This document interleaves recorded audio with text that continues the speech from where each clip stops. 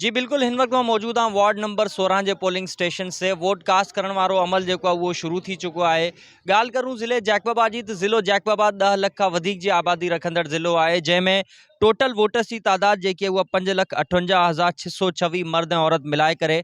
ऐं हिन ज़िले में 2 municipal committees, 3 town committees, 44 union councils ऐं 55 वार्ड्स आहिनि। ॻाल्हि करूं पोलिंग स्टेशन्स जी, जंहिंमें 527 टोटल पोलिंग स्टेशन्स आहिनि, जंहिंमां 397 ते पोलिंग जो अमल जारी आहे, जंहिंमां 112 इंतहाई हसास ऐं 200 खां वधीक जेके आहिनि उहे हसास करार ॾिनियूं वयूं आहिनि।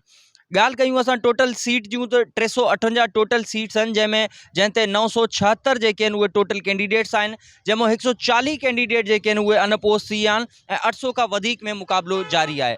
ॻाल्हि करूं हिफ़ाज़ती इंतज़ामात जी, त टोटल 3500 जी डिप्लॉयमेंट थी आहे हिते, जंहिंमां 10 DSPs, 5 इंस्पेक्टर, 154 ASI ऐं 1600 कॉन्स्टेबल आहिनि, जंहिंमां 2800 जैकबाबाद खां, जॾहिं त 700 ॿाहिरि खां आहिनि। उनखां अलावा 400 रेंजर्स अहलकार जेके आहिनि हंगामी सूरत हाल लाइ उहे बि मौजूदु आहिनि। उनखां अलावा 100 RRF कमांडर जेके आहिनि उहे बि मौजूदु आहिनि। जी।